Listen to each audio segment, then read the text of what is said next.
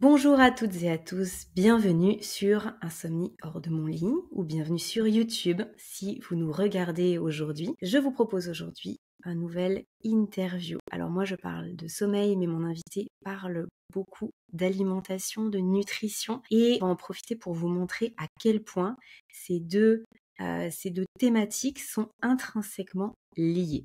J'ai le plaisir de recevoir aujourd'hui Wilfried Launay. Wilfried, bonjour, bienvenue. Je suis très très heureuse de démarrer cet épisode avec toi. Merci, bonjour Aurélie, merci de m'accueillir sur ton podcast, ça me fait très plaisir. Eh bien, écoute, on a un beau planning, là, on a un beau programme, pardon, qui nous attend. Mais bien sûr, avant ça, Wilfried, je te propose de te présenter pour celles et ceux qui ne te connaissent pas encore.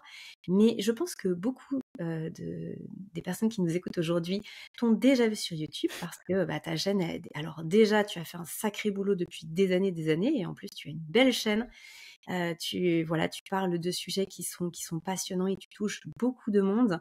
Mais c'est toujours intéressant pour les gens qui écoutent de savoir un petit peu d'où tu viens, quel est ton parcours et puis où est-ce que tu en es aujourd'hui. D'autant que pour toi, les actualités 2025 sont quand même super intéressantes. Nous, on y reviendra un petit peu plus en détail sur la fin de l'épisode, mais tu viens quand même de sortir un livre. J'ai presque envie de dire une Bible, parce qu'il est quand même, il est épais, il y a du contenu, il y a vraiment de quoi faire autour de l'alimentation anti-inflammatoire. Et ça va être un petit peu le cœur de notre propos aujourd'hui. On va parler d'alimentation, de sommeil et d'inflammation et de ce qui peut lier tout ça, bien évidemment, pour vous donner à toutes et à tous des outils concrets et des choses concrètes à mettre en place dans votre quotidien. Bon, Wilfried, je te donne la parole après cette grande introduction. Dis-nous d'où tu viens, pourquoi tu t'es passionné pour l'alimentation, qu'est-ce que tu fais, qu'est-ce que tu as fait et où est-ce que tu en es aujourd'hui? Ok, donc oui, je m'appelle Wilfried Launay, donc je suis coach en nutrition santé depuis maintenant 11 ans. Effectivement, comme tu le dis, je publie pas mal de contenu sur Internet, notamment sur YouTube, qui est ma plateforme de prédilection, où je publie des vidéos pour apprendre aux gens à reprendre la main sur leur santé en grande partie en changeant leur style de vie et en particulier l'alimentation. L'alimentation santé, moi j'y suis venu donc il y a à peu près 11-12 ans on va dire, un moment en fait où j'avais pas mal de soucis de santé de mon côté en fait, comme de l'acné récurrente, des problèmes d'allergie, des problèmes de rhinite, etc. Et puis ma copine de l'époque m'avait indiqué qu'il serait bien que je m'intéresse à mon alimentation pour essayer de vaincre ça. Et de mon côté en fait, étant de formation scientifique, je m'étais dit mais il n'y a pas de rapport en fait entre l'alimentation et la santé, sinon ça se saurait en fait. Donc j'ai pas forcément pris très au sérieux cette remarque, mais néanmoins j'ai lu un livre qu'elle m'avait offert sur le régime paléo et qui m'a pas mal retourné le cerveau parce que ce livre, il a comme vocation d'expliquer que aujourd'hui en fait on vit dans un monde qui n'est pas adapté pour nous, notamment d'un point de vue alimentation. Que ce qu'on consomme aujourd'hui dans notre alimentation n'a strictement rien à voir avec ce qu'on a consommé pendant la très grande majorité de l'histoire de l'homme. Et que ça explique en grande partie pourquoi on est malade, pourquoi on a des pathologies de civilisation, pourquoi il y a de plus en plus de gens qui sont obèses, etc., etc. Et ce que j'ai bien aimé dans ce livre, c'est que c'était une explication qui était rationnelle, scientifique et pleine de bon sens. Et moi, c'était important parce que, comme j'expliquais, étant de formation scientifique, j'avais besoin d'avoir un terreau scientifique important pour me faire changer d'avis. Du coup, suite à la lecture de ce livre, j'ai changé pas mal de choses sur mon alimentation. Et effectivement, j'ai vu que mon acné a disparu progressivement en quelques mois, que mes rhinites aussi ont disparu progressivement, que mes allergies ont disparu, que mon état de fatigue s'est amélioré, que je digérais mieux, bref, que ma santé convergeait vers un mieux-être global. Et de fil en aiguille, en fait, j'ai essayé de creuser encore plus. J'ai lu beaucoup de livres, comme je dis souvent. Quand je m'intéresse à un sujet, moi je m'y tiens à fond, et sur la nutrition santé, il fut un moment, j'étais tellement geek du sujet que je lisais un livre de nutrition par semaine. Donc je dévorais tout ce que je pouvais dévorer sur la nutrition, notamment sur des livres aux États-Unis. Et de fil en aiguille, du coup, je me suis dit que ce serait bien que je transmette ce savoir parce que il est dommage qu'il y a beaucoup de gens aujourd'hui qui ne prennent pas soin de leur santé, qui sont surtout malades, qui prennent des médicaments alors qu'il suffirait de changer des leviers, ma foi, relativement simples sur son style de vie. Et j'ai donc décidé que c'était ma mission de vie, en fait, d'enseigner tout ça via Internet pour aider le maximum de personnes à retrouver la santé. Mmh. Comme beaucoup de comme beaucoup de personnes qui se passionnent pour la santé, ça vient souvent d'une problématique personnelle qu'on a rencontrée, qu'on dépasse et après on se dit: «Mais c'est juste pas possible d'en rester là». On a vraiment cette envie et comme tu le dis, finalement, cette vocation de partager, de transmettre et c'est toujours beau de voir là où ça nous mène, là où toi ça t'a mené et en plus de ça, il y a tellement plus de c'est tellement plus motivant et tellement plus, facile pour les personnes qui écoutent, qui regardent, de se sentir concernées puisque, bah, elles rencontrent exactement les mêmes problématiques que ce que toi tu as évoqué. Alors même si pour le coup le sommeil n'était pas ta problématique, eh bien on va quand même voir à quel point, tous les leviers que toi tu as pu activer pour tous les problèmes que tu as pu citer là, eh bien ils vont pouvoir être transposables pour la problématique qui est le cœur de ce podcast, à savoir le sommeil. Parce que on vient toucher à la racine même de ce qui crée presque tous les problèmes de santé. C'est vrai que ce terrain inflammatoire, et on va bien sûr aller plus loin, définir, décrire ce que c'est, comment on en arrive là, comment on peut aller mieux, mais ce terrain inflammatoire, il fait le lit de toutes les maladies de civilisation qu'on connaît aujourd'hui, et notamment de problèmes de sommeil.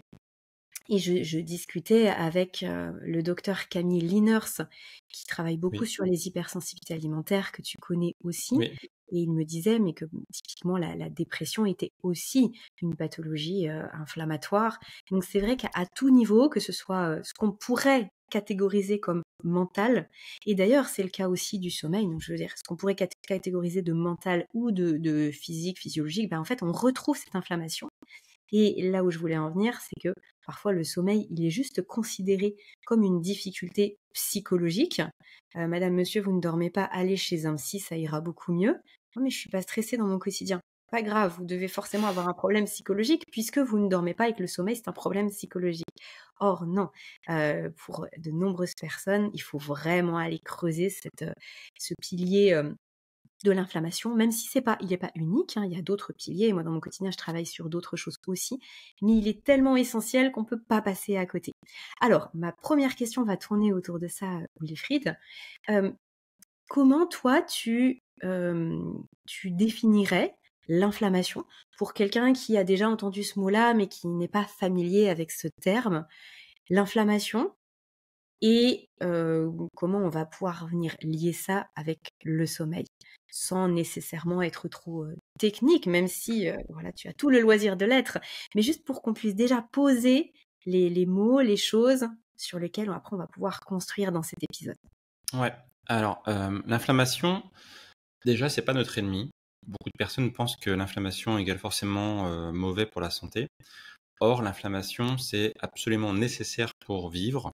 L'inflammation, c'est un système de réparation du corps, en fait. C'est-à-dire que si demain, tu as un problème corporel, par exemple, tu te coupes ou tu te fais piquer par une abeille ou tu te cognes, etc., tu auras une dégradation tissulaire qui va arriver. Tu peux avoir des bactéries qui peuvent rentrer, etc.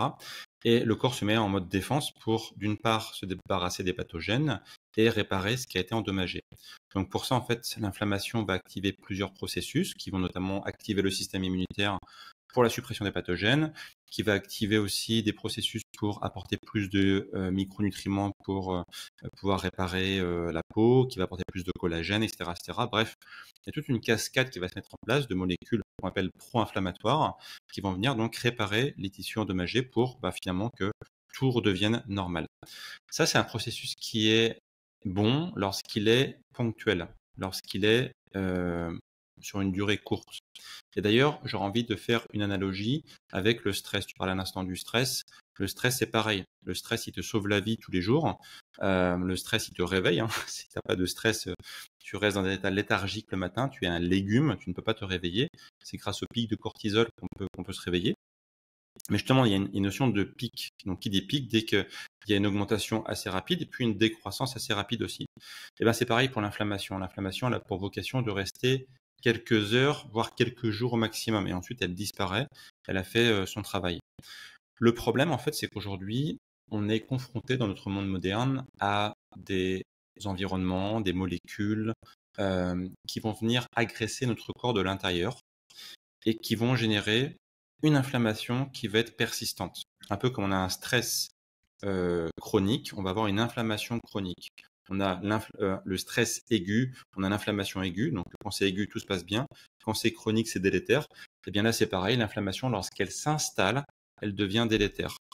Une analogie que je prends souvent et que je donne dans mon livre aussi, c'est, il faut imaginer en fait les pompiers. Les pompiers qui viennent éteindre l'incendie qui s'est déclenché dans ta maison. Si jamais ils arrivent et qu'ils arrosent pendant 3-4 minutes l'incendie, bon, bah, en fait, ça va éteindre le problème et ta maison va survivre. Si par contre, avec leur lance à incendie, ils arrosent pendant des heures, des jours, voire des semaines, alors oui, l'incendie va être supprimé, mais ta maison, elle va être littéralement être ravagée, en fait. Ce qui est censé te soigner, ce qui est censé résoudre le problème, lorsque ça dure trop longtemps, ça détériore l'environnement. Donc c'est pour ça que l'inflammation, en fait, elle est problématique quand tu es exposé trop longtemps à ces molécules problématiques. Donc ces molécules, elles vont venir parce que tu manges mal, parce que tu as du stress chronique, parce qu'il y a effectivement un lien entre stress et inflammation, parce que tu peux être exposé à des perturbateurs endocriniens, parce que tu as une fuite au niveau de l'intestin, ce qu'on appelle l'intestin perméable. Donc, par exemple, tu as des molécules qui passent à travers ta paroi intestinale et qui vont donc activer ton système immunitaire. Donc ça va déclencher une inflammation, etc., etc. Il y a plein de choses qui vont favoriser cette inflammation. Et le truc qui est vicieux, c'est que cette inflammation chronique, elle n'est pas forcément sensible, enfin visible. C'est-à-dire qu'on dit souvent inflammation à bas bruit. C'est-à-dire que c'est une inflammation qui est très très basse, qui a un niveau d'impact qui à l'instant T n'est pas énorme, mais qui sur la longue durée, là ça devient problématique. Donc voilà un peu l'idée générale. Et je pense qu'après on pourra effectivement faire le lien avec le sommeil, si tu veux. Mmh. Et alors, est-ce que tu aurais là, juste, je fais une petite parenthèse Oui. presque par curiosité personnelle, mais comment toi tu expliques le fait qu'il n'y ait pas cette boucle de rétroaction et qu'on rentre en inflammation chronique, que finalement ça s'emballe parce que le corps est quand même bien fait. C'est-à-dire que quand il s'emballe d'un côté, il y a toujours un mécanisme qui fait que Tout ça à va le fait. ramener de l'autre. Et là, finalement, c'est comme si ça restait coincé en hyper inflammation et que ça redescend plus. Comment ça s'explique ça? Bah, en fait, c'est très simple, c'est que c'est ton environnement qui va être le grand problème et tu vis dans ton environnement. Si demain tu déménages dans une île déserte, c'est que tu te mets à manger l'alimentation de l'île déserte, que tu n'es plus exposé à des perturbateurs endocriniens, que tu n'es plus exposé à des environnements problématiques, bah, ton niveau d'inflammation, là, il va redescendre parce que du coup, tu n'as plus cet ajout au quotidien qui fait que l'inflammation va devoir se mettre en place. Parce que si l'inflammation, elle est là, c'est parce que tous les jours, on consomme une alimentation pro-inflammatoire. Tous les jours, on peut être exposé à des substances nocives. Tous les jours, on peut être confronté à des perturbateurs endocriniens. Tous les jours, on peut avoir un excès de sédentarité, parce que la sédentarité est pro-inflammatoire. Bref, en fait, voilà, c'est l'environnement qui fait que, eh bien, tous les jours, on est exposé à des éléments inflammatoires. Donc, le corps doit réagir par ces molécules pour essayer de lutter. Mais c'est une lutte qui est presque perdue d'avance si on ne fait pas de changement, quoi. Mmh. Et c'est du coup la différence avec l'inflammation aiguë dont tu parlais. C'est-à-dire que même s'il y a plein d'éléments dans le cocktail, même s'il y a plein de choses et que c'est tout le temps là, c'est quand même pas suffisant pour déclencher une crise aiguë, mais ça déclenche quand même quelque chose, comme tu disais, à bas bruit. Mais en tout cas, à l'intérieur, le corps, lui, sait qu'il y a quelque chose qui va pas. Et du coup, c'est là où j'aimerais bien qu'on aille aussi, ensemble à présent, c'est, que on parle de stress. On parle de stresseur, plus exactement, puisque le stress, c'est la réaction du corps à un stimuli, à un stimulus, pardon, à des stimuli et à des stresseurs. Et donc, on identifie bien les stresseurs extérieurs. J'ai trop de travail, j'ai ma charge familiale, je fais énormément de sport, ou j'ai des relations toxiques, ou l'alimentation, je mange, par exemple, je bois beaucoup d'alcool. On va quand même l'identifier. mais on oublie le stresseur interne qui est justement ce qui se passe à l'intérieur de nous. Et cette inflammation de bas grade, c'est un stresseur permanent pour le corps qui va venir informer et dire attention, pour reprendre ton analogie de tout à l'heure, il y a le feu, donc que fait-on? Et c'est là où moi je vois un lien très direct et très fort avec le sommeil et j'aimerais bien que tu nous en dises 2 mots parce que Ouais. le sommeil, au-delà du fait que ce soit vaste et que ce soit multifactoriel, eh bien, on peut pas négliger cet aspect-là lorsqu'on s'intéresse à son sommeil. Ouais. Alors, en fait, le lien, il est plutôt simple à comprendre si on doit un peu schématiser et simplifier les choses. Lorsque le corps est dans un mode inflammatoire, comme tu disais, c'est une source de stress. Ça va générer donc une sorte d'état anormal dans le corps, qui encore une fois n'est pas forcément détectable, hein. Beaucoup de gens ne se rendent pas compte qu'ils ont un niveau inflammatoire, à part par des petits symptômes comme ça peut être sur la peau, en termes d'énergie, etc. Mais il n'y a pas un symptôme. On parle plus de syndrome d'inflammation chronique. C'est-à-dire que c'est un ensemble de symptômes qui va dépendre de chaque personne, suivant ce qui génère cette inflammation, suivant aussi son histoire génétique, etc. etc. Il y a plein de il y a plein de paramètres qui vont faire qu'il n'y aura pas une, euh, un symptôme précis. Néanmoins, ça va générer un stress qui sera lui aussi relativement bas, relativement modéré. Et en fait, l'inflammation par ce stress va un peu impacter l'architecture même du sommeil, en fait. Du fait qu'on ait besoin de différentes phases de récupération dans le sommeil, qu'on ait besoin d'une structure dans le sommeil, etc. Quand le corps doit en même temps se défendre, c'est pas forcément compatible. Je pense que je vais pas t'apprendre qu'on a deux systèmes, le sympathique et le parasympathique. Les deux sont incompatibles. On peut pas être dans l'un si on est dans l'autre. Là, c'est un peu pareil. Quand le corps il est dans un mode de défense, dans une forme de défense, il ne peut pas en fait se reposer idéalement. Et au final, eh bien, ça peut détruire l'architecture du sommeil. Et au final, c'est là qu'on va rentrer, par contre, dans un cercle vicieux qui est extrêmement dangereux. C'est que souvent, un niveau inflammatoire qui s'installe va générer des perturbations sur le sommeil. Et on sait aujourd'hui que quelqu'un qui dort mal, qui a des nuits de mauvaise qualité, va augmenter aussi son niveau inflammatoire. Donc, c'est-à-dire que là, on va rentrer dans un cercle vicieux, c'est que l'inflammation impacte le sommeil, et le sommeil qui est impacté va aussi augmenter le niveau inflammatoire. Donc, c'est une boucle de rétroaction positive, qui est très problématique, parce qu'en général, pour se sortir de ce genre de boucle, c'est compliqué. Mmh. Du coup, on va revenir, sur ce que tu disais pour éviter de rentrer dans cette boucle. On va revenir sur les facteurs environnementaux, mais aussi et tu l'as dit, hein, le stress, c'est-à-dire aussi, notre état d'être, comment on se sent. Souvent, on ne fait pas le lien entre par exemple, je vis un deuil, il se passe quelque chose de grave dans ma vie, quelque chose d'impactant et je me retrouve en situation inflammatoire 1 an ou 2 ans après. Mais en fait, ce qu'on a vécu, c'est venu impacter notre corps. Ça nous a pris des ressources et ça a créé de l'inflammation. Donc j'aimerais bien que tu puisses, s'il te plaît, Wilfried, nous faire un petit état des lieux, Ouais. même si tu as déjà commencé à le faire, mais que ce soit peut-être vraiment catégorisé pour que les personnes qui nous écoutent puissent, que ça reflète par rapport à leur vie. Quelles sont les grandes catégories de choses qui sont du coup pro-inflammatoires, en tout cas qui vont plonger une personne dans cet état d'inflammation chronique sans qu'elle s'en rende compte, parce que comme tu l'as très bien dit, ça peut prendre du temps et on s'en rend pas compte tout de suite, ça s'installe de façon un peu insidieuse et puis un jour on a plein de symptômes et on se dit: «Mince, qu'est-ce qui se passe?» C'est ce terrain inflammatoire. Donc est-ce que tu pourrais nous faire ces catégories-là, s'il te Ouais, plaît? bien sûr. Alors la liste elle est assez longue, on peut essayer d'en lister quelques-unes. Déjà tout bêtement, on parlait tout à l'heure d'inflammation aiguë, inflammation chronique. En fait, une inflammation chronique peut commencer via une inflammation aiguë. L'exemple le plus typique, c'est par exemple toutes les maladies qu'on peut avoir dans la bouche, au niveau des gencives par exemple. Aujourd'hui, on sait que par exemple, une personne qui aura une gingivite ou une parodontite, donc la gingivite, c'est quand tu as la gencive qui est inflammée et ensuite qui peut dégénérer en parodontite, donc c'est-à-dire une infection de la parodonte, donc c'est ce qui maintient toute la mâchoire.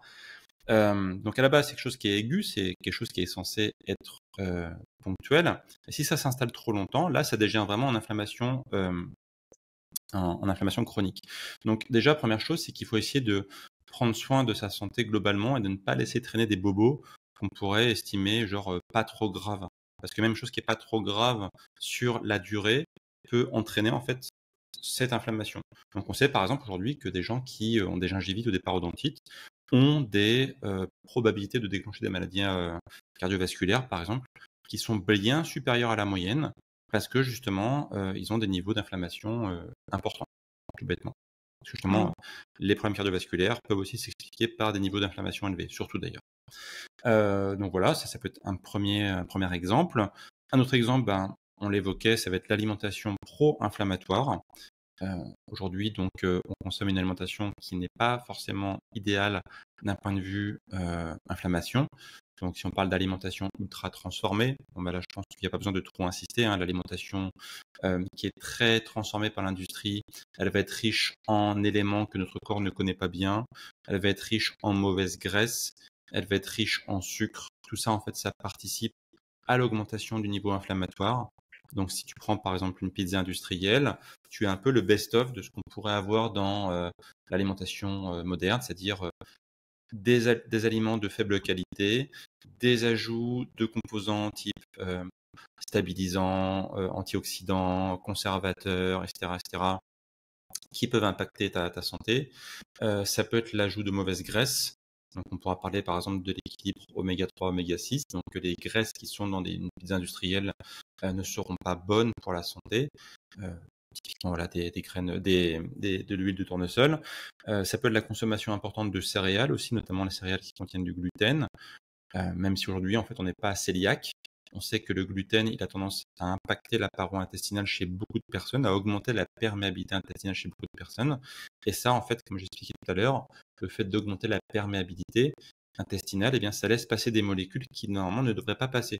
Donc, prendre soin de son intestin, c'est déjà aussi une façon de prendre soin de son inflammation. Oui, Euh, parce que du coup, ça sollicite le système immunitaire qui se dit: «Ah mais c'est quoi ça? Moi je connais pas, je m'agite quoi». Donc Ouais, ça c'est ça, en fait, c'est si par exemple tu consommes du gluten, en fait, eh bien, en fait, tes parois vont s'ouvrir, ce qu'on appelle les entérocytes de ton intestin vont s'ouvrir. Des molécules qui ne devraient pas passer, ce qu'on appelle la lumière intestinale qui passe du coup dans la lymphe et dans le sang, arrivent dans des endroits où ils ne sont pas censés être. Du coup, comme tu le dis très bien, quand on a ce qu'on appelle le non-soi qui rentre dans un endroit qui n'est pas censé être là, tu as une activation du système immunitaire et le système immunitaire va notamment relâcher des molécules inflammatoires parce que l'inflammation à la base, c'est censé encore une fois nous protéger. Tu vois, c'est comme si quand tu te coupes avec un couteau, tu as des bactéries qui rentrent, l'inflammation va être faite pour te protéger, pour supprimer des éléments pathogènes. Donc là, c'est pareil. Quand ton intestin il fuit entre guillemets, eh bien ton système immunitaire, il va faire exactement la même chose. Il va générer de l'inflammation ponctuellement. Si c'est une fois, c'est pas très grave. Mais si c'est matin, midi et soir, tous les jours de la semaine, bah là, c'est plus ponctuel, ça devient la norme en fait, quoi. Et ton système immunitaire, du coup, il est excité, il est en mode inflammatoire, on va dire, tous les jours euh, de la semaine, quoi. Donc ça, c'est vraiment problématique. On pourrait citer aussi, par exemple, le déséquilibre du microbiote intestinal. Euh, le microbiote, on ne va pas le détailler ici, mais on sait à quel point c'est important pour la santé. On a un équilibre qui existe au sein du microbiote entre des entités qui sont plutôt bonnes et d'autres qui sont plutôt mauvaises. Alors, même si j'ai pas ce terme-là, mais on va dire ça pour simplifier. Bon, bah, aujourd'hui, les personnes qui ont un intestin qui n'est pas en bonne santé, qui mangent pas très bien et qui vont du coup déséquilibrer leur microbiote intestinal, ce microbiote intestinal qui est déséquilibré aura tendance à générer des molécules pro-inflammatoires. Alors qu'inversement, un microbiote en bonne santé, lui, va plutôt générer des molécules anti-inflammatoires. Ça, c'est hyper important aussi à comprendre. Les personnes qui ont ce qu'on appelle une dysbiose, c'est-à-dire en fait un déséquilibre du microbiote intestinal, ont statistiquement beaucoup plus de probabilité d'avoir un niveau inflammatoire élevé. Mmh. On peut citer aussi C'est une la... Oui, Excuse-moi Wilfried, je fais juste une toute bien petite sûr. parenthèse par rapport à ce que tu dis, pour être sûr que ce soit vraiment bien clair pour toutes les personnes qui nous écoutent. Quand on dit molécules pro-inflammatoires, ça va être en gros des molécules qui mettent de l'huile sur le feu. Ça va être des molécules qui vont, accentuer cette inflammation ou alors la déclencher, entretenir ce cercle vicieux. Alors quand tu parles de molécules anti-inflammatoires, là on est plutôt justement sur la lance, qui arrose et qui calme cette inflammation, C'est ça. va pouvoir même peut-être réguler celles qui pourraient être pro-inflammatoires. Donc c'est vraiment dans ce sens qu'il faut le comprendre, le pro-inflammatoire et l'anti-inflammatoire. C'est vraiment par rapport à cette interaction avec le corps. C'est Donc c'est ça. vrai que voilà, pour les personnes qui peuvent peut-être découvrir ces termes-là, je préférais faire cette parenthèse et Tu je as suis bien désolée raison. de t'avoir la parole. Tu as très très raison. Voilà, on a aussi la sédentarité. On démontre que les personnes qui sont plutôt sédentaires ont des niveaux inflammatoires aussi plus élevés que quelqu'un qui a une activité physique régulière, par exemple. Ça s'explique par pas mal de phénomènes. On ne va pas rentrer dans les détails. Euh, un autre exemple, ce serait par exemple, alors à quoi je pensais? Je pensais, oui, tout bêtement à l'exposition à des polluants, hein, donc des perturbateurs, ça peut être des perturbateurs endocriniens, ça peut être des toxines dans sa maison. Aujourd'hui, on sait par exemple que l'air d'un appartement, d'une maison est souvent plus pollué que l'extérieur, paradoxalement. Ça peut paraître surprenant, mais de par les meubles qu'on a, de par les produits ménagers, de par plein de choses, l'air intérieur est souvent plus pollué que l'air extérieur. Et en fait, ça, quand on vit à l'intérieur, bien, ça augmente les niveaux aussi inflammatoires. On peut citer aussi, par exemple, la surexposition au soleil. Le soleil, à la base, est bénéfique pour la santé. Néanmoins, si on s'expose, par exemple, trop rapidement, si on s'expose pas dans les bonnes conditions, le stress, le soleil via ses UVB notamment, eh bien, va générer ce qu'on appelle du stress oxydatif, des radicaux libres qui vont augmenter le niveau inflammatoire. Donc voilà, il y a beaucoup d'exemples comme ça dans la vie de tous les jours. Moi, je parle beaucoup d'alimentation, mais c'est vrai que c'est souvent, il faut avoir une vision un peu holistique de l'inflammation. C'est quelque chose qui est très global, on va dire, pas juste sur la partie alimentation. Alors justement, tu fais le pont complètement de façon magnifique avec la question que j'allais te poser, c'est comment se prémunir de ça, sachant que là, d'après tout ce que tu nous décris, on baigne dans cet environnement, et d'ailleurs, tu as presque commencé par ça tout à l'heure, c'est-à-dire que notre environnement va conditionner ce niveau d'inflammation. Comment entre guillemets, se soustraire à ça? Parce que on vit dans un intérieur, comme tu l'as très bien dit, et puis l'alimentation qu'on a à notre disposition, alors on va pouvoir faire des choix et tu vas nous en parler en long, en large, en travers, mais malgré tout, on sait que c'est difficile, ne serait-ce que pour l'eau, tu as évoqué l'eau, c'est très difficile de faire les bons choix pour son eau, alors qu'on en boit beaucoup par jour. Et puis, les perturbateurs endocriniens qu'on peut avoir même dans les huiles, dans les crèmes, les produits ménagers, enfin finalement, il y en a absolument partout. Et aller vivre sur une île, c'est pas une option pour 99,99999% des gens. Donc même si effectivement ça pourrait nous faire le plus grand bien et qu'on se rendrait compte à quel point notre cadre de référence il s'est restreint dans notre bien-être et qu'on pourrait finalement être beaucoup mieux dans notre corps et à plein de niveaux, c'est pas quelque chose qui est accessible. Donc ma question est la suivante. Comment on vient se prémunir d'un niveau d'inflammation trop important qui, comme tu l'as dit, peut déboucher sur plein de symptômes, voire même sur des pathologies plus importantes? Et ma deuxième question qui suivra, mais on va peut-être aller chaque chose en son temps, c'est quand on se rend compte qu'on est en inflammation, là du coup, quels vont être les leviers? Ok, les deux sont un peu liés en fait. Effectivement, c'est le comment en fait on essaie de lutter concrètement contre l'inflammation. Alors effectivement, tu as raison. Le fait d'aller vivre sur une île déserte, j'aime bien prendre cette image-là, mais elle est utopiste et comme tu disais, elle est impossible. Mais néanmoins, en fait, ça permet de mettre une sorte de référence entre, tu vois, un monde très toxique, quelqu'un qui habite dans une grande ville, qui a un style de vie délétère, et quelqu'un qui vit sur une île déserte au milieu de nulle part. En fait, l'idée, c'est qu'il y a un curseur entre les deux. En fait, il y a, il y a le cas catastrophique et le cas idéal. Et bien sûr, on évite d'aller dans les extrêmes dans tous les cas. Enfin, le cas idéal, c'est pas qu'on évite, c'est que c'est totalement impossible. Donc l'idée qu'on va avoir, ça va être de bouger ce curseur vers l'île déserte du autant qu'on le puisse par rapport à ce que nous, on a comme contrainte. Parce qu'effectivement, si demain tu habites en ville, l'air que tu respires, il est compliqué à filtrer, à moins que tu vis dans un scaphandre, ça va être compliqué. Donc il faut être conscient du fait qu'on ne peut pas tout maîtriser. Mais néanmoins, les choses sur lesquelles on a un levier, essayer de faire le plus que l'on peut pour augmenter ce curseur, en fait. Donc ça va être effectivement, moi là où j'insiste beaucoup, ça va être l'alimentation, parce que d'une part, on choisit ce qu'on achète comme alimentation, et c'est un levier qui est important parce que ça rentre dans notre corps. Donc on est exposé assez rapidement. Si on prend une alimentation pro-inflammatoire, en général, ça a un effet beaucoup plus rapide que par exemple d'avoir juste un environnement toxique entre guillemets dans sa maison, parce que ça rentre dans ton corps directement. Donc l'alimentation pour moi est un levier essentiel, donc c'est pour ça que j'en ai fait le cœur de mon livre. Euh, pour l'alimentation, ça va être tout simplement d'aller vers l'alimentation la plus naturelle possible. Alors là, pareil, on a un curseur entre l'alimentation transformée et l'alimentation idéale. Chacun va mettre ce curseur là où il peut, suivant ses moyens, suivant là où il habite, suivant ses goûts, etc.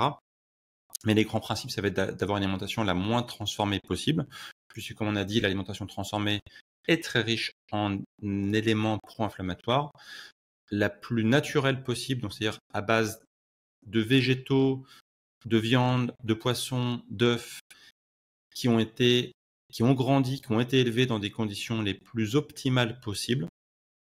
Donc là, pareil, il faut mettre un curseur encore une fois. Donc ça peut être tout bêtement dans un premier temps de choisir plutôt du bio.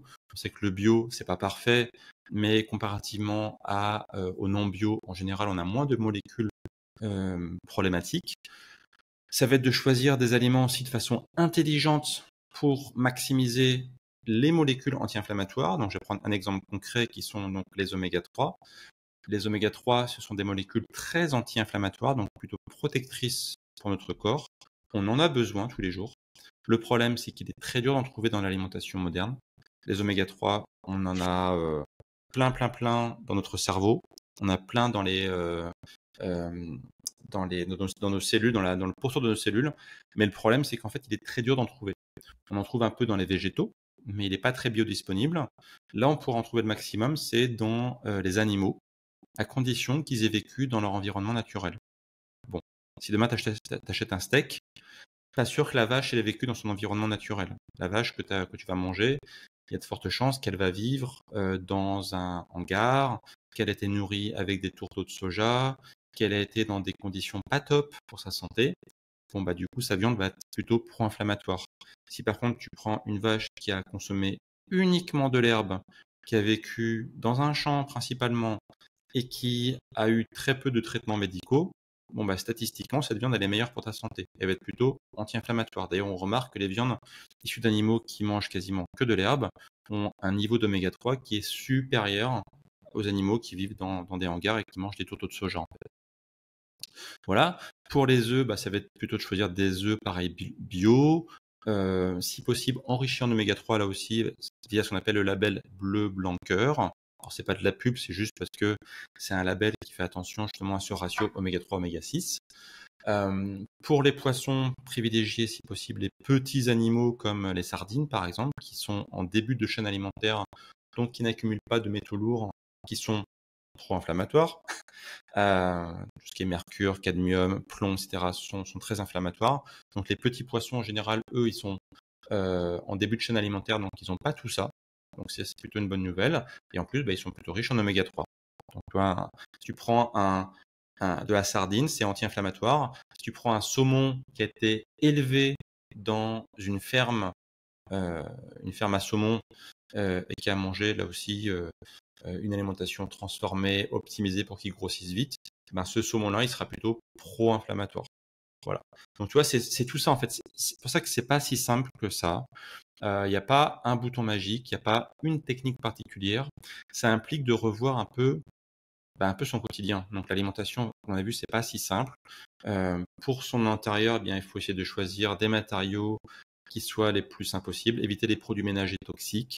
On dit souvent, nettoyer au vinaigre blanc, oui, ça c'est une bonne idée. Par exemple, vaut mieux ça que prendre un produit ultra corrosif qui rentre dans nos poumons et qui peut du coup générer là aussi de l'inflammation.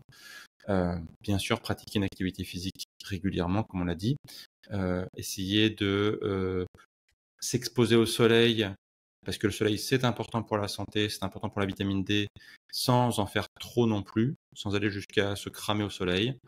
Voilà. En fait, il faut prendre tout ce qui est problématique et essayer de retourner le problème pour revenir un peu comme avant finalement. Essayer de se dire comment nos grands-parents y faisaient, comment on faisait avant l'avènement de l'ère industrielle. Et c'est pas toujours facile. Et le but c'est pas de retourner à l'âge de pierre, Le but, c'est juste reprendre les bonnes idées de nos ancêtres avant que le monde devienne toxique, pro-inflammatoire. Et essayer de retrouver des fois du bon sens aussi. C'est pas toujours facile, mais le bon sens parfois nous guide vers la meilleure santé. Mmh. Ouais, moi, ce que je retiens là de tout ce que tu viens de nous dire, c'est que finalement, c'est très important de passer en revue C'est ça. l'entièreté de ce qu'on fait et de pas se contenter d'une chose. Moi, ce que je constate, et peut-être que c'est le cas toi aussi avec toutes les personnes que tu as pu accompagner jusqu'à maintenant, ou peut-être dans ton parcours personnel, le fait de faire le lien entre mon environnement et ma santé, c'est déjà pas intuitif. Enfin, je veux dire par là qu'on n'a pas été élevé dans cet état d'esprit-là. On n'a pas appris ça à l'école. On a appris, t'es malade, tu prends un médicament. Donc, il y a vraiment une grosse, comment dire, un fossé entre ce qu'on pense de la maladie, des symptômes, et puis notre environnement où on fait pas le lien. Petit à petit, on fait le lien, on se rend compte qu'il y a des choses qui sont connectées, qui peuvent justement être causales, et le premier truc qui vient, c'est l'alimentation. Et là, toi, tu mets le doigt sur le fait de n'en rester pas là. Certes, l'alimentation, c'est un des gros facteurs, un des gros éléments, et en plus de ça, c'est sous notre contrôle, c'est-à-dire que c'est nous qui faisons nos courses, qui choisissons. Mais par contre, il faut aller un peu visiter toutes les pièces de sa maison. Et peut-être que c'est un conseil qu'on pourrait donner aux gens aujourd'hui, c'est-à-dire ne laisser aucune pièce en dehors de cette exploration-là. J'ai envie de dire de la chambre aux toilettes, à la salle de bain, en passant par la cuisine et la salle, parce qu'effectivement, tu l'as cité, les meubles, etc. Si on achète des meubles neufs, c'est incroyable la pollution que ça fait dans une pièce. Donc Tout à oui, fait. effectivement, l'idée, c'est d'aller explorer, mais là où, pour le coup, et d'ailleurs c'est ce qu'on va creuser un petit peu maintenant, c'est la porte d'entrée la plus facile, c'est souvent l'alimentation, parce qu'en plus, ça revient 3 fois par jour. Tiens, d'ailleurs, 3 fois par jour, on va en parler un petit peu. Si toi, tu considères que le grignotage ou le jeûne intermittent à l'inverse, s'il y a voilà, quelque chose qui peut améliorer le terrain inflammatoire, je serais très, très curieuse d'avoir ton avis là-dessus. Mais en tout cas, c'est une porte d'entrée qui est énorme et qui permet d'avoir des résultats qui sont assez flagrants et qui arrivent assez vite. Donc, ce serait vraiment dommage de s'en priver. Bah tiens, je veux bien que tu rebondisses sur cette notion de prise alimentaire. Qu'est-ce que toi, tu aurais tendance à conseiller? Alors, on laisse de côté les, les pathologies, comment dire, diagnostiquées qui font que la personne, je sais pas moi, elle est diabétique, elle a ci, elle a ça, elle a des pathologies avérées. Mais on va dire pour monsieur et madame tout le monde, qu'est-ce que tu conseillerais qui serait le moins pro-inflammatoire possible, voire même anti-inflammatoire? Est-ce que c'est de faire des petites prises alimentaires régulièrement, de faire plutôt le jeûne intermittent, de jeûner peut-être sur plusieurs jours, etc. Enfin, qu'est-ce que tu en penses? Alors, le jeûne est intéressant. Clairement, il va activer pas mal de choses. Notamment, il va aider le corps justement à passer en mode anti-inflammatoire. On remarque que les personnes qui jeûnent relativement longtemps ont une augmentation des molécules anti-inflammatoires. Ça s'explique par plusieurs phénomènes, notamment le corps profite qu'il ne soit pas en mode digestion pour se réparer. Parce que la digestion, en fait, elle est extrêmement consommatrice en termes d'énergie. Quand on digère, on active énormément d'organes, entre l'estomac, l'œsophage, le pancréas, la rate, l'intestin grêle, l'intestin, enfin, bref. La liste, elle est assez grande. Et le fait de mobiliser tous ces organes demande beaucoup d'énergie. Et en général, cette énergie, elle n'est pas vouée à autre chose. Inversement, lorsque le corps ne digère pas, il passe en mode maintenance, il profite de ce calme pour activer des processus de réparation. Et du coup, globalement, ça diminue ce qu'on appelle le stress oxydatif, c'est-à-dire en fait l'équilibre entre ce qui nous attaque et ce qui nous défend, en gros. Et ça active aussi l'autophagie. L'autophagie, c'est le recyclage interne, c'est-à-dire en fait que le corps va profiter qu'il va manquer, entre guillemets, de matières premières pour combler ses besoins à partir de matériaux existants. Donc, si par exemple, tu avais une cellule qui n'était pas en très bonne santé, eh bien, en fait, il va la détruire pour utiliser ces matières premières afin de utiliser ces matières premières pour ses besoins. Donc, c'est l'occasion aussi de se débarrasser d'une cellule qui ne marche pas très bien. C'est un peu plus compliqué, mais c'est un peu l'idée. Donc, l'autophagie est globalement plutôt anti-inflammatoire. Après, je ne serais pas forcément un fou furieux du jeûne intermittent. Si on le fait, c'est très bien. Je le fais personnellement assez régulièrement. Si on n'a pas envie de le faire, c'est OK aussi. Si on mange 3 repas par jour, c'est OK. Si je devais donner un conseil sur les prises alimentaires, ce serait d'une part, se limiter, je pense, à 3 prises alimentaires par jour. Éviter de trop manger entre les repas. Ça a pas mal d'effets négatifs de manger entre les repas parce que du coup, en fait, on digère tout le temps et pour l'énergie, c'est pas très bon, c'est de digérer tout le temps. Et d'autre part, quand on mange entre les repas, c'est rarement des brocolis. Quand on mange entre les repas, c'est des choses un peu gourmandes en général. Et le problème qu'on va avoir, c'est que quand on va manger ces choses un peu gourmandes, ça va augmenter le taux d'insuline dans le corps. Quand on mange du sucre, des glucides, l'insuline augmente. Et si jamais tes repas principaux sont déjà riches en sucre et en glucides, et en fait, tu vas baigner dans l'insuline toute la journée, du matin au soir. Et ça, c'est extrêmement problématique puisque ça va emmener ce qu'on appelle de la résistance à l'insuline. La résistance à l'insuline, c'est extrêmement pro-inflammatoire puisqu'en fait, ça va générer beaucoup de problèmes de santé. D'ailleurs, en fait, on montre que l'inflammation augmente la résistance à l'insuline et la résistance à l'insuline augmente le niveau inflammatoire. Là aussi, on a un cercle vicieux. De toute façon, dès qu'on parle de santé, on est souvent confronté à des cercles vicieux. Là, c'en est un autre. Et du coup, en fait, moi, ce que je donnerais comme conseil, ce serait plutôt de se limiter à 3 repas et, si possible, des repas dont la quantité de glucides est adaptée à ton activité physique. Ça, c'est important. C'est-à-dire que si jamais tu es quelqu'un qui fait beaucoup de sport, quand je dis beaucoup, tu vois, c'est que tu fais de la course à pied, tu fais des choses qui te font transpirer, etc., etc. Là, en fait, ton corps, il a besoin de pas mal d'énergie. Donc là, tu peux augmenter la quantité de glucides. Si par contre, c'est une journée où tu es sédentaire à la maison, tu fais pas grand-chose, eh bien, est-ce que tu as besoin de beaucoup d'énergie? Est-ce que tu as besoin de beaucoup de glucides? Pas forcément. Donc, l'adaptation des glucides par rapport à ton niveau d'activité physique, pour moi, c'est la partie la plus importante.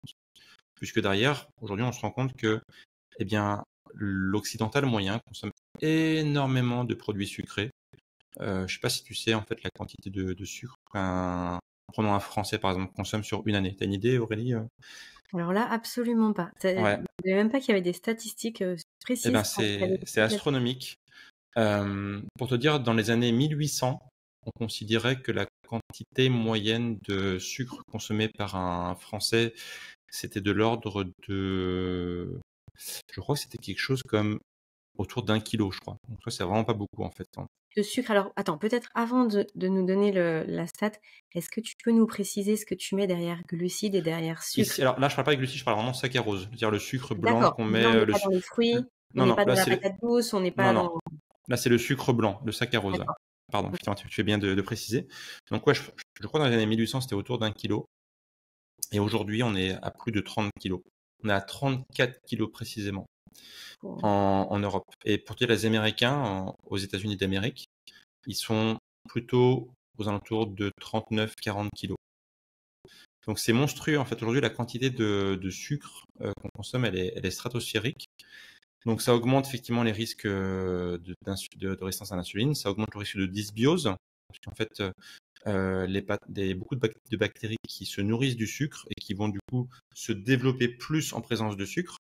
Et globalement, en fait, ça va augmenter le niveau inflammatoire. Donc, tu vois, pour revenir à ta question, je dirais pas forcément tant de limiter le nombre de repas.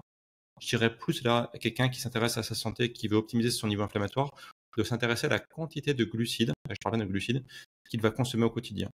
Ça pour moi, c'est beaucoup plus pertinent. Hmm. Ouais, je te rejoins complètement.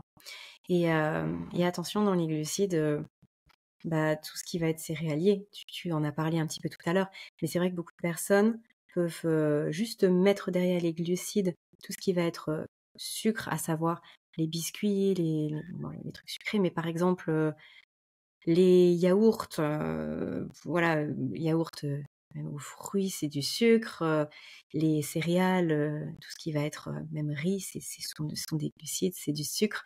Donc c'est vrai que parfois on se rend pas compte à la fin de la journée tout ce qu'on a pu manger comme glucides, sans compter tous les sucres cachés, hein.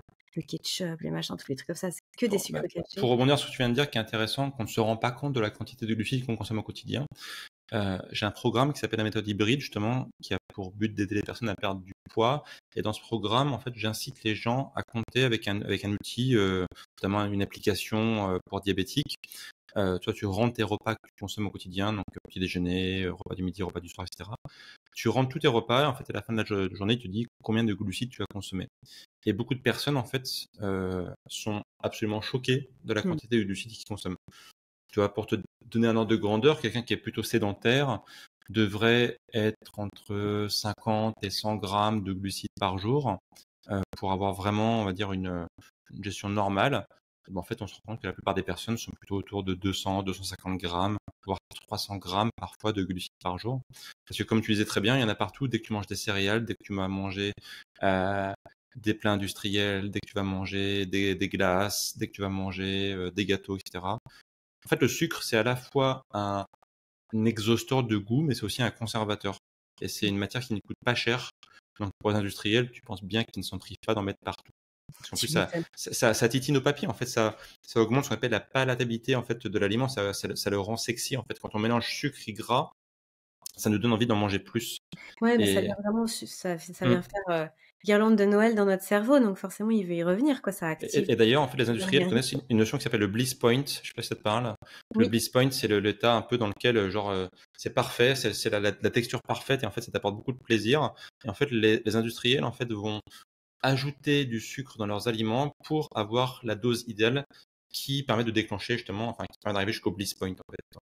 Donc voilà. En fait, il faut dire oui. que les industriels connaissent tout ça. Ils sont au courant de comment nous, on réagit vis-à-vis de la nourriture, vis-à-vis de qu'est-ce qui nous fait plaisir, qu'est-ce qui nous donne envie d'en manger plus. Ils connaissent parfaitement ça, c'est étudié en laboratoire. Et ils ne se privent pas d'optimiser leur aliment pour nous faire plaisir, mais pas pour nous faire du bien pour notre santé. Mais oui, bien sûr.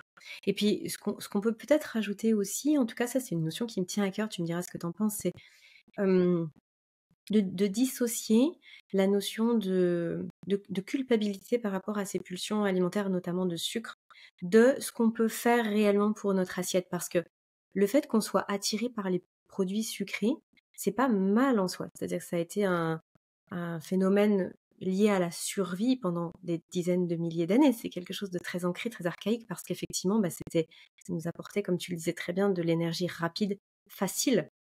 Et donc le fait qu'on ait cette appétence-là, c'est normal. Mais le fait de se baser sur le fait de je ressens ça, j'ai cette appétence pour tel produit, donc forcément c'est que c'est bon pour moi, et donc je m'y soumets, là il y a problème, parce que dans une société où l'alimentation elle est pléthorique et où on a tout à portée de main, on n'est plus du tout dans les mêmes considérations de je tombe sur je sais pas moi, sur un framboisier, et mon appétence pour le sucre va faire que je vais pouvoir en manger et que ça va me faire du bien. On est quand même, donc faut pas culpabiliser de ressentir ça, mais il faut pas s'y soumettre non plus. Et c'est là où on doit quand même déjà connaître les choses, être éclairé. Et c'est à ça aussi tout sert tout ce que toi tu fais de ton côté, ce qu'on fait ici sur ce podcast, c'est-à-dire donner les informations. Et ensuite avoir quand même cette rigueur en se disant où est-ce que je veux emmener mon corps? C'est mon véhicule. Si je veux un minimum vieillir en santé, qu'est-ce que je veux pour lui? Est-ce que je me soumets à toutes ces pulsions alimentaires, ou est-ce que je prends en main certaines choses et j'oriente mon alimentation sans être la victime de mon alimentation? Tout à fait.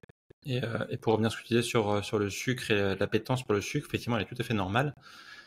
Sauf que, en fait, dans la nature, le sucre, c'est plutôt rare, en fait, hein. Si jamais tu Mmh. veux manger 300 grammes de sucre sur une île déserte, bon courage, hein. À moins de tomber sur une ruche avec du miel, sinon tu as très peu de chances de consommer du sucre. Donc effectivement, à la base, on a cette appétence parce que c'est rare et que ça nous donne de l'énergie immédiate. Mais aujourd'hui, ça a totalement switché, c'est l'inverse. Le sucre, il est en surabondance. On en trouve partout, partout, partout, partout. Mmh. Et donc ça, effectivement, c'est une inversion par rapport à la normalité. Tout à fait. Donc il faut en être conscient, hein.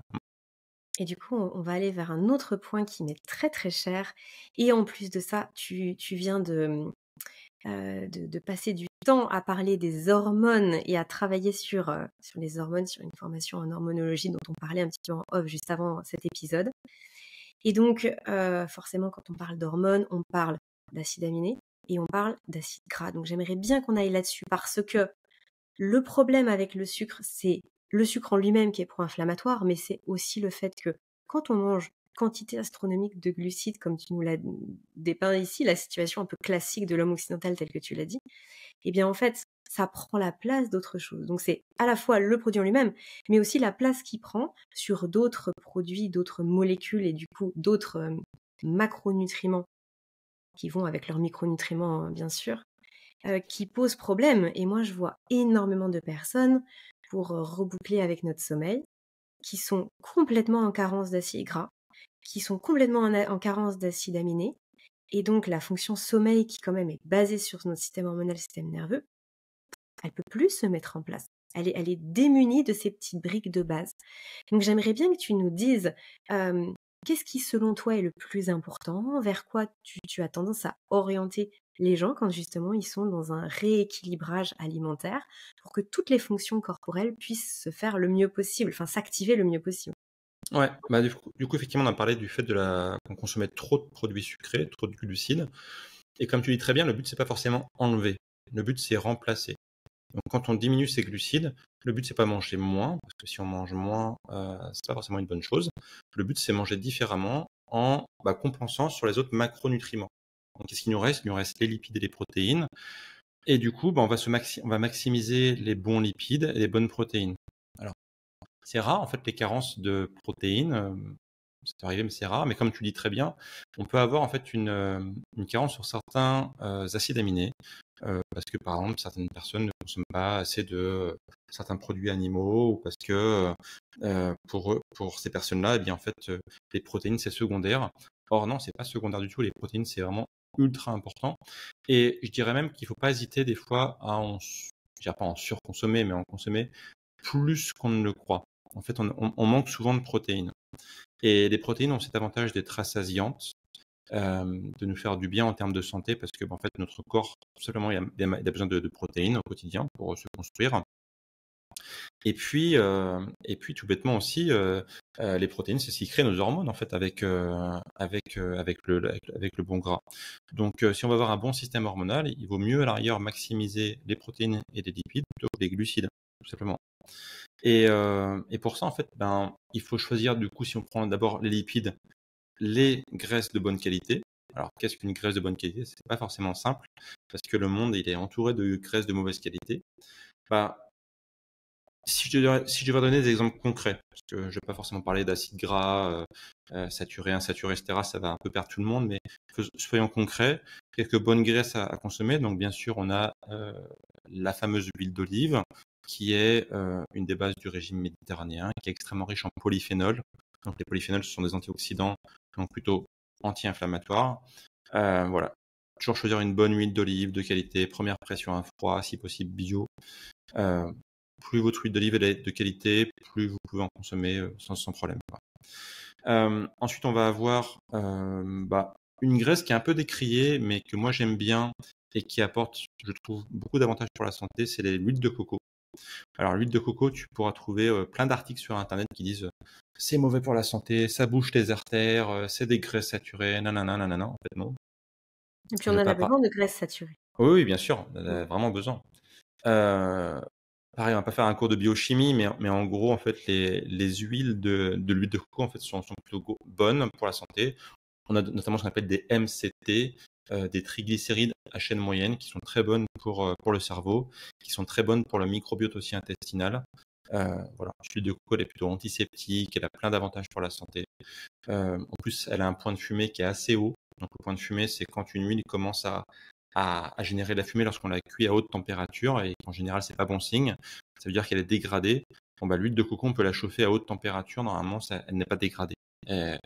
Donc, elle est très très bien pour la cuisson. Et, voilà. On peut aussi parler, pourquoi pas, de l'huile de colza, qui est une huile pas parfaite, mais plutôt intéressante. Elle a un ratio oméga 3, oméga 6 qui est pas trop mal. C'est pas la panacée, mais c'est pas trop mal. Donc voilà. Une très bonne huile, mais qui n'est pas simple à conserver, c'est l'huile de lin. L'huile de lin qui est très bonne en oméga 3, mais qui est très fragile aussi, parce que tout ce qui est riche en oméga 3, c'est extrêmement sensible à la chaleur et à la lumière. Donc c'est une huile qui se conserve au frigo absolument. Et voilà. Et derrière, éviter les huiles trans, les huiles raffinées, comme l'huile de tournesol, par exemple, qui est une très mauvaise huile qu'on ne devrait jamais avoir chez soi, qui est très pro-inflammatoire. Éviter les graisses qu'on trouve dans les produits transformés aussi, hein. Donc, dégouiller en général, ce sont les huiles qu'on trouve dans les produits transformés, c'est des huiles pas chères. Donc, il faut les fuir. Vous aurez jamais de. Je prends l'exemple du pesto, parce que des fois, je cherche dans le commerce, quand j'ai la flemme de faire mon propre pesto, je cherche dans le commerce des fois des pots de pesto tout faits. Bon, bah, quand tu fais à la maison toi-même, ton pesto, tu mets de l'huile d'olive, quoi, normal, quoi. Mais dans le commerce, ça va être toujours de l'huile de tournesol, quasiment. C'est extrêmement rare d'avoir du pesto à l'huile d'olive parce que ça coûte plus cher. Donc les industriels, ils mettent une huile qui est pas chère, qui donne les mêmes effets en termes de texture. Oui, c'est vrai qu'en termes de texture, c'est quasiment pareil. Par contre, ça n'a rien à voir en termes de santé. Donc, Et surtout arrête. qu'elles sont en plus désodorisées justement pour pas que ce soit trop fort et Exactement. donc Mm. forcément ultra, déformé, Exactement. déstructuré, ouais. Et Voilà. puis, tu peux peut-être aussi nous parler, parce que tu as beaucoup parlé des perturbateurs endocriniens tout à l'heure, et justement des contenants. Moi, c'est quelque chose qui m'effraie dans les supermarchés, c'est de voir les olives, les huiles, quelles qu'elles soient, ou alors justement plein de petites préparations, les crèmes à droite à gauche, sans même que ce soit des produits laitiers, tu sais, ça peut être des crèmes de cajou, du houmous et tout ça. Ce n'est que vendu dans des contenants en plastique. Et moi, ça m'effraie. Qu'est-ce que toi tu fais déjà pour, comme tri dans le supermarché et quelles sont tes priorités? Est-ce que tu considères que c'est vraiment une obligation de prendre dans des contenants en verre ou est-ce que bon, ça va tant que c'est pas chauffé? Enfin, où est-ce que tu mets le curseur toi? Alors, le problème du plastique, c'est que c'est extrêmement dur en fait de s'en passer, hein. Aujourd'hui, notre monde moderne est saturé de plastique. Donc c'est pas simple. Le but, ça va être de minimiser forcément sa présence chez nous, à notre contact, comme tu disais très bien, les emballages, etc. Mais un environnement zéro plastique aujourd'hui, c'est quasiment impossible en fait. Donc pour minimiser les choses, ben, tu peux essayer d'acheter si je prends l'exemple des oléagineux, ben, les prendre en vrac, de les prendre dans un sachet plastique par exemple. Tout à l'heure on parlait de l'eau, eh bien si tu peux avoir ton propre système de filtration, histoire de boire une eau qui n'a pas été exposée directement à du plastique, ben, c'est parfait. Essayer de choisir des contenants en verre si possible. Alors toi c'est pas facile, hein. Je prends l'exemple de l'huile d'olive. L'huile d'olive, bon bah quasiment tout le temps, normalement une bonne huile d'olive c'est une bouteille en verre. Par contre, si tu prends de l'huile de tournesol, très très souvent, l'huile de tournesol c'est un contenant en plastique. Donc toi, il n'y a rien qui va dans l'huile de Ouais, pour tournesol, moi, quoi. c'est un scandale. Toi, il y a que des red flags de toute façon avec l'huile de tournesol. Donc, donc il faut absolument enfin, la fuir, quoi. Voilà. Après, tu vois, ça fait des trucs tout bêtes au quotidien.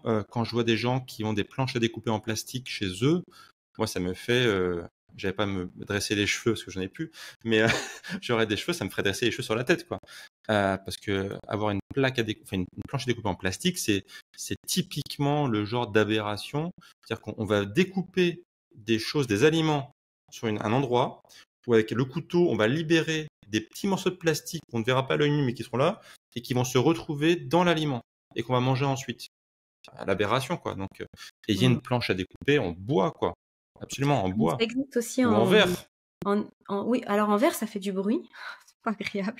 Si tu découpes tes concombres, là, ça fait tac, tac, tac, tac, tac, tac. Oui, c'est vrai. Mais alors j'ai découvert, parce qu'effectivement, moi j'avais ça, j'avais le bois ou le verre, et j'ai découvert ça doit être de l'inox, attends, j'ai un petit doute d'un seul coup, mais c'est une plaque métallique, ça fait pas de bruit, donc c'est métallique, ça fait pas de bruit, il y a pas de résidus, et enfin voilà, juste pour dire que ça Ok. existe et que Oui, tu as bien raison d'en parler, parce qu'on l'évoque pas suffisamment, alors que ça, c'est une source peut-être, multi-quotidienne, j'ai envie de parler bah, plusieurs tu fois vois, par jour, on va découper sur sa plage à découper quand on veut faire c'est ce qu'on attention à disait, sa c'est santé. qu'il y a plein de choses qu'on va pas avoir de pouvoir dessus. On choisit pas, on subit. Tu vois, l'air qu'on Mmh. respire, c'est compliqué de le filtrer.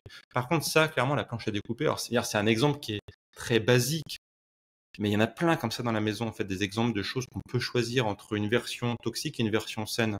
Bon, bah voilà, ça, c'est un exemple, par exemple, donc très concret. Mais ça peut être aussi, tu vois, les poêles, par exemple, les poêles dans lesquelles on fait cuire les aliments. Ça peut être, voilà, j'ai pas d'autres exemples qui me viennent dans la tête, mais tu vois, ça peut être, moi j'ai une gourde quand je vais au sport. Ma gourde pour le sport, elle est en inox, Mmh. elle est pas en plastique, parce que j'ai pas envie que mon eau que je bois, même si c'est pas toujours possible, mais en tout cas, la quantité soit diminuée en tout cas, quoi. Mais oui, Voilà, comme tu donc disais, que le curseur il soit mis. Alors là, du coup, tu nous as présenté énormément de choses pour prendre soin, justement, mettre ce petit curseur le plus près possible de notre île déserte, là, pour filer la métaphore de tout à l'heure. Et maintenant, qu'est-ce qui se passe pour la personne qui nous écoute, qui t'écoute là, Wilfried, aujourd'hui et qui se dit waouh, mais en fait, moi, possiblement que là, les difficultés de santé que je rencontre, que ce soit mon sommeil, que ce soit la peau, que ce soit, voilà, je fais de l'eczéma, je fais de ci, je fais de ça. Ok, j'ai probablement une inflammation silencieuse. Je vais essayer de travailler sur ça, mais faut être honnête. ça prend quand même un certain temps. C'est pas au bout de, semaine plus une que ça y est, tout va disparaître et tout est OK. Est-ce que tu aurais des choses à nous conseiller pour venir réduire ce niveau inflammatoire quand on se rend compte qu'il est déjà bien installé? Des actions qui peut-être vont être plus radicales, qui vont être moins de l'ordre du petit réajustement quotidien, peut-être sous forme d'ailleurs de compléments alimentaires. Je pense par exemple aux oméga 3, peut-être que tu vas nous en parler. Quels sont les leviers d'action qu'on peut activer en se disant: «Bon allez, maintenant je prends vraiment soin de ma santé et là, il faut que ça avance, quoi». Ouais, c'est une bonne remarque que tu parles des compléments alimentaires parce qu'effectivement, souvent dans des cas un peu compliqués, en fait, on peut dire aux gens, bah, prenez des compléments alimentaires parce que là, c'est tellement problématique, vous avez un niveau Bien inflammatoire qui est installé. tellement Mmh. haut qu'il va falloir du coup inverser la tendance bah, le plus rapidement possible en fait. Alors tu vois, même moi je prends des compléments alimentaires alors qu'en fait au final je pense que ça va quand même globalement, mais parce qu'on vit dans un monde imparfait.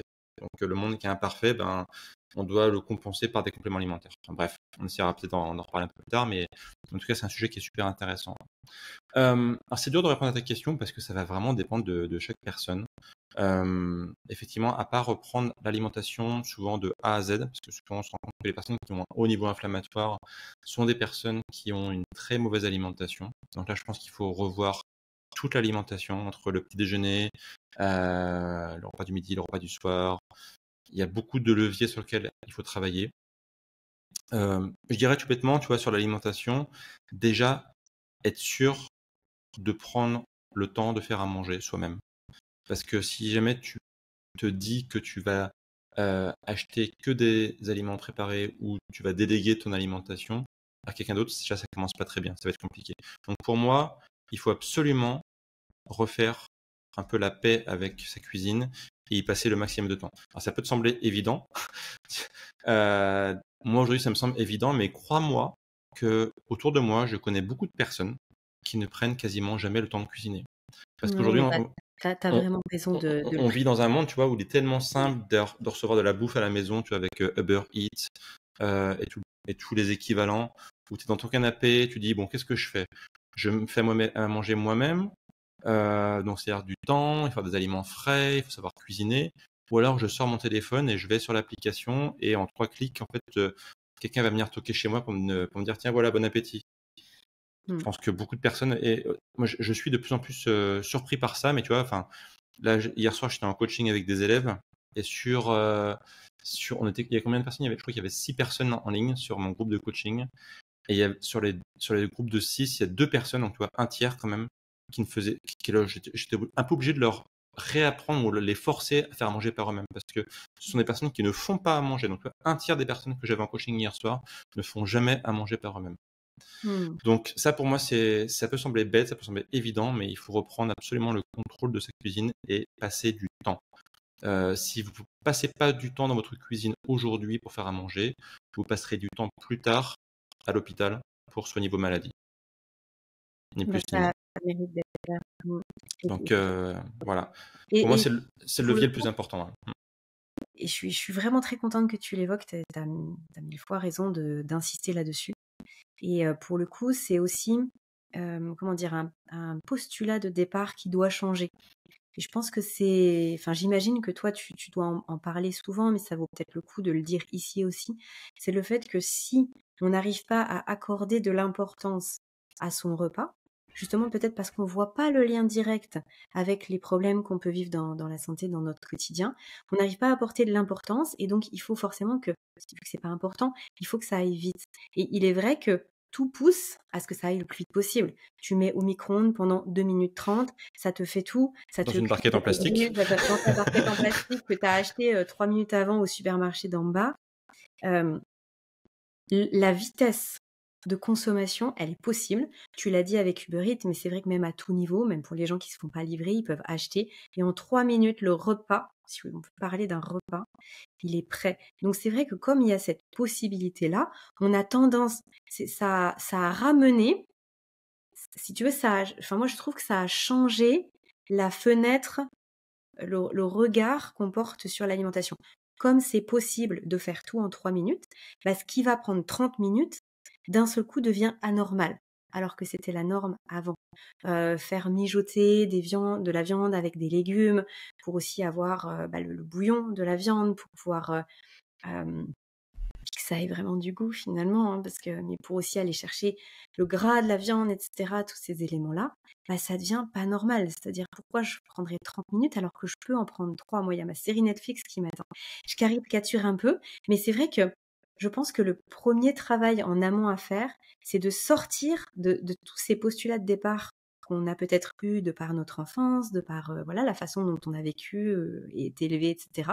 Et de se dire, c'est pas la norme. C'est une norme de société aujourd'hui, mais c'est pas la norme du vivant, de ma santé. Et du coup, dès qu'on fait un pas de côté par rapport à ça, toutes les portes s'ouvrent parce qu'on va retrouver une certaine normalité dans d'autres choses. Et je trouve que ton point là, mais il est crucial et merci de l'avoir évoqué parce que c'est vrai que on part du principe que c'est logique, mais non, en fait, c'est pas logique. C'est logique quand on a déjà avancé sur ce chemin et ça prend du temps. Et moi-même, par le passé, je cuisinais presque pas, en fait. Je voyais pas l'intérêt. Donc c'est pour ça que c'est important de revenir aux fondamentaux. Moi, j'étais pareil aussi, hein. Avant de m'intéresser à l'alimentation santé, j'étais ce gars qui n'aimait pas cuisiner et qui achetait du tout prêt et qui passait pas de temps dans sa cuisine à cuisiner parce qu'en fait, ma cuisine était juste un endroit pour ranger la nourriture, c'est tout en fait. Non, mais Donc j'étais ce gars-là aussi, donc c'est pour ça que je comprends tout à fait. Et puis pour rebondir sur ce qu'on disait aussi, je pense que là où c'est intéressant, c'est que le fait de faire à manger par soi-même, c'est juste que déjà on prend du temps. Tu vois, c'est prendre du temps pour soi. Et c'est aussi être acteur. C'est-à-dire que quand tu vas aller faire tes courses, tu vas devoir choisir des aliments. Et par carrément. rapport à tout ce qu'on a dit, tu vois, euh, soit tu vas prendre le premier aliment venu parce que tu réfléchis pas, soit tu commences à t'intéresser à ta santé et tu te dis, je vais prendre plutôt tel aliment parce qu'il est mieux, parce qu'il est dans un emballage plutôt en verre, parce qu'il n'a pas des mauvaises graisses, parce qu'il n'a pas trop de sucre, parce qu'il est bio, etc. Tu vois, tu vas commencer à lire les étiquettes. Et ça peut paraître un peu anodin, mais c'est partie des petites choses qu'on va rajouter par-ci par-là, tu vois, avec l'exemple de la planche de travail, avec l'exemple des meubles qu'on achète, avec toi, c'est tous ces petits machins-là qui, mis bout à bout, vont globalement diminuer le niveau inflammatoire dans ton environnement. Forcément, il y a pas un truc, il n'y a pas genre, ah oui, j'ai changé ça, et automatiquement, pouf, mon niveau inflammatoire, il va baisser. Non, c'est plein de petites choses qui, mis bout à bout, vont, comme on disait, va faire bouger ce fameux curseur vers l'île déserte.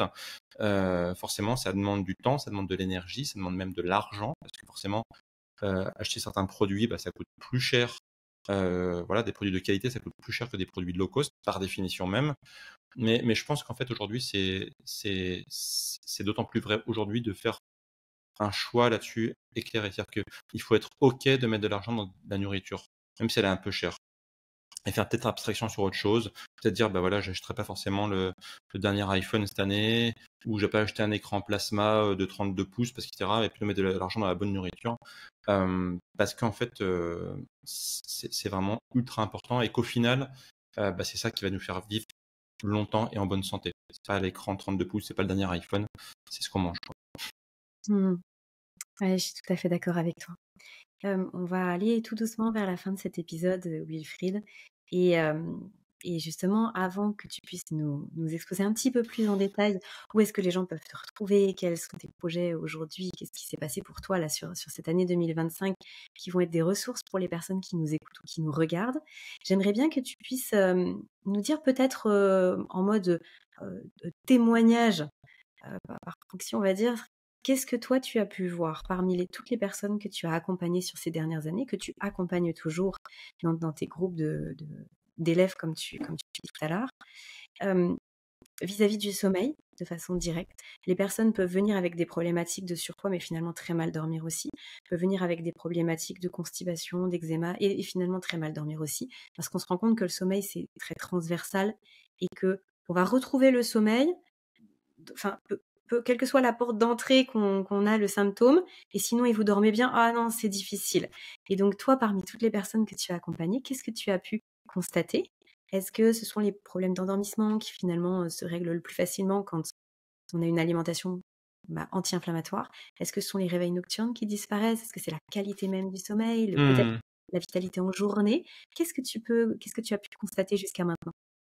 Alors souvent, la chose la plus positive qui arrive rapidement quand les gens changent leur alimentation en particulier et leur style de vie en général, c'est, ce qu'on me dit très souvent, c'est j'ai plus d'énergie. Mmh. Et ça revient à ce qu'on disait en introduction, le fait que l'inflammation bouffe de l'énergie, ça te génère un stress.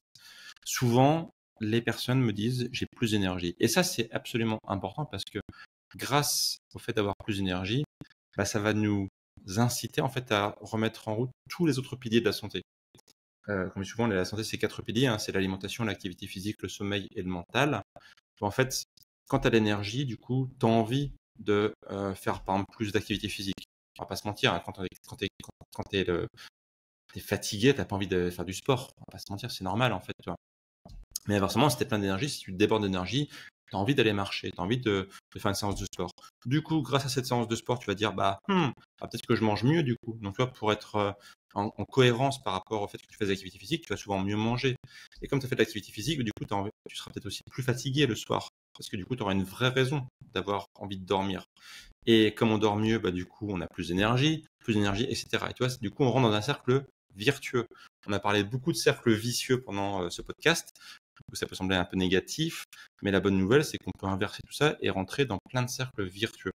Et les cercles virtueux, souvent, il faut bien commencer quelque part. Souvent, ça peut être juste l'alimentation. Donc, une bonne alimentation va avoir un effet cascade, de proche en proche, une meilleure énergie, un meilleur sommeil, plus d'activité physique, aussi du coup un meilleur mental, parce qu'en fait, en dormant mieux et en faisant de l'activité physique et en prenant soin de son alimentation, on va aussi avoir un meilleur mental. D'ailleurs, tu parlais de dépression, par exemple.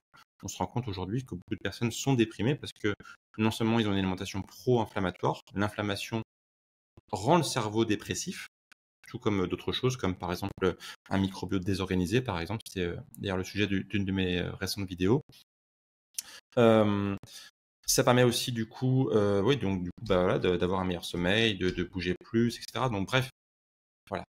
Par la porte d'entrée de l'alimentation, qui est, comme on l'a dit plusieurs fois, qui est la façon la plus simple, entre guillemets, de changer sa vie, son style de vie, et bien en fait, on peut faire un effet cascade via un cercle vertueux. Et ça, en général, c'est extrêmement positif parce que les gens, quand ils voient tous les effets positifs que ça engendre, ils me disent souvent: waouh, du coup, j'ai pas envie de revenir en arrière. Mmh. Parce que là, du coup, je vois vraiment ce que c'est qu'une vie qui est pleine d'énergie, pleine de santé, je vois ce que c'est, et plus jamais j'ai envie de revenir en arrière. Et c'est là d'ailleurs la grande différence par rapport, tu vois, au régime au sens amaigrissant, euh, qui est souvent, pareil, une porte d'entrée pour les gens pour s'intéresser à leur alimentation, mais qui est une mauvaise porte d'entrée parce qu'en fait, un régime, par définition, il a un début, il a une fin. Tu sais, tu fais pas un régime, t'es pas au régime toute ta vie en fait. Tu es au régime genre pour 3 semaines, un mois avant l'été pour être BG sur la plage en fait, en gros quoi. Mais voilà. Donc là, c'est la grande différence par rapport à un régime amaigrissant, c'est que quand tu t'intéresses à ta santé, y a pas un début, il y a pas une fin en fait. Tu t'intéresses à quelque chose qui a une vocation à rester pour toute ta vie. Parce que tu dis, mais jamais je voudrais revenir en arrière, jamais je voudrais revenir avec l'énergie d'une crevette congelée, quoi. Aujourd'hui, j'ai tellement d'énergie au quotidien, j'ai tellement envie de faire des choses que, bah waouh, quoi. Du coup, je vais pouvoir faire plein de choses, je vais pouvoir du coup ouais, vieillir en bonne santé, voir grandir mes enfants, les accompagner, les porter, les aider. Et puis même moi, du coup, j'aurais peut-être pas besoin de canne plus tard quand je serai vieux. J'aurais peut-être moins de risques de développer des maladies neurodégénératives. J'aurais moins de risques de problèmes cardiaques. Bref, c'est que du positif. Donc, il faut surtout pas s'en priver. Et oui, bien sûr. Et puis comme en plus, ce sont des choix qui sont éclairés, on sait pourquoi on les fait, on pourra aussi adapter en fonction des moments de vie. Les moments de vie, je pense par exemple aux femmes en période de grossesse ou de Tout à fait. postpartum, Ouais. ménopause, et cetera. Bon là, c'est plus lié, à notre public féminin, mais malgré tout, ça compte. C'est-à-dire qu'on n'est pas c'est pas linéaire la vie. On peut aussi avoir des périodes beaucoup plus stressantes, des périodes où on est en déplacement beaucoup et quand on sait pourquoi on fait les choses, on peut adapter. Ce qui est pas le cas lorsqu'on suit un protocole, pendant 3 semaines, voilà, de restrictions alimentaires, on n'est pas du tout là-dedans. Et c'est la même chose pour le sommeil. À partir du moment où on a une alimentation qui soutient le sommeil, eh on va pouvoir aussi ajuster en fonction de ce qu'on rencontre comme aléas dans la vie. Wilfried, pour terminer, dis-nous où est-ce qu'on te retrouve? Les gens qui, bah, voilà, ton discours leur a probablement beaucoup parlé aujourd'hui, les gens qui voudraient aller plus loin avec toi, qui se reconnaissent dans les problématiques que tu as pu évoquer. Comment on prend contact avec toi? Qu'est-ce que tu proposes là aujourd'hui? Et puis voilà, reparle-nous un petit peu de ton livre parce que c'est quand même vraiment chouette de proposer ça à l'ère du numérique où on a l'impression que tout passe par Internet. C'est tellement beau et tellement important d'avoir ce papier entre les mains, c'est tellement précieux. Bien d'accord avec toi. Effectivement, le livre, c'est un objet aussi qu'on peut emmener partout, qu'on peut poser sur sa table, qui peut nous rappeler régulièrement qu'il y a des choses à faire pour avoir une meilleure vie. Alors que quand c'est sur un PDF sur un ordinateur, bah, c'est vite oublié, quoi. Mmh. Donc effectivement, j'ai écrit un livre il n'y a pas très longtemps qui s'appelle donc Le guide complet de l'alimentation anti-inflammatoire. Comme son l'indique, c'est un guide complet qui vous prend par la main pour vous aider en fait à changer votre style de vie, donc qui reprend un peu les grands principes que j'ai évoqués dans ce podcast. Donc on parle bien sûr beaucoup d'alimentation, puisque c'est le cœur du livre. Donc peut-être qu'aujourd'hui, les gens se demandent, bah, ok, mais concrètement, je mange quoi? Alors même si j'ai donné effectivement des bonnes pistes avec les graisses, les protéines, les glucides, je pense que des fois, les gens se demandent, bah, concrètement, je mange quoi ce soir? Du coup, dans le livre, en fait, il y a 3 semaines de menu et 60 recettes anti-inflammatoires. Pour simplifier la vie des gens, on a même fait la liste des courses. Donc, c'est-à-dire que quand vous allez faire vos courses, on vous a mâché le travail, vous savez directement quoi C'est bien acheter. ça. Mmh. Voilà, donc au moins il n'y a pas d'excuse. Il n'y a pas le oh là là, je sais pas quoi prendre. Mais la liste des courses, elle est déjà faite. Ah ouais, zéro friction là, tu pars avec ton truc, Ah on te ouais, pose pas là de questions, pas de le friction. travail, il pourrait pas être moins mâché. L'étape Mmh. d'après, c'est on va faire les courses pour eux, mais là on veut pas. Et voilà, et puis effectivement dans le livre, il y a aussi une partie, la première partie, c'est on rappelle, ce qu'on a fait un peu en début de podcast, qu'est-ce que l'inflammation? Hem, Ça parle aussi des conséquences que là on n'a pas trop évoquées, mais il y a beaucoup de conséquences négatives sur la santé de l'inflammation chronique, au-delà du sommeil, au-delà euh, de la santé, enfin il y a des maladies précises qui peuvent arriver à cause d'un niveau inflammatoire élevé, donc tout ça c'est évoqué dans le livre, et puis bien sûr il y a la partie solution, concrètement qu'est-ce qu'il faut faire, les compléments alimentaires aussi qu'on a évoqué rapidement, quels sont les compléments alimentaires anti-inflammatoires qui peuvent nous aider à réduire ce niveau inflammatoire, parce qu'aujourd'hui, on se rend compte qu'il y a plein de carences, en fait, comme le magnésium, la vitamine D, les oméga 3, etc. Et ces carences, en fait, elles sont absolument délétères pour la santé et elles nous emmènent plein de problèmes à tous les niveaux, notamment au niveau hormonal. Donc tout ça, il y a un guide des compléments alimentaires. Donc ça, c'est le livre. Et puis après, si les gens veulent juste voir un peu le contenu que je publie, ben, tapez juste Bimove sur Google. Donc ça s'écrit B-M-O-O-V-E.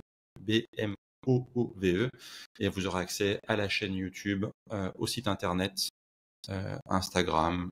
Voilà, je suis sur quasiment tous les réseaux. Donc normalement, avec Bimove, vous me trouvez sans souci. Voilà. Je mettrai de toute façon les liens les plus directs qui renvoient vers ton travail. Je pense que peut-être la porte d'entrée, ce sera YouTube et Ouais, c'est Instagram. YouTube, c'est pas mal, ouais, Ouais, tout à fait. YouTube, c'est bien, OK. Et Sachant Instagram, que ouais. tu continues d'accompagner des gens autour de l'alimentation, comme tu le Tout à disais fait. tout à l'heure. Tu as des cohortes, hein, si je me trompe pas. Ouais, Avec, j'ai différents programmes. Donc, ouais. j'ai des programmes. Alors, on parle de perte de poids. J'ai un programme perte de poids spécifique, mais là, un programme perte de poids optimisé pour la santé, et pas juste pour être BG sur la plage. C'est un vrai programme santé. On a un programme qui s'appelle le programme Transformation qui ouvre quelques fois par an, qui est donc le programme où on accompagne les personnes en individuel et en groupe aussi.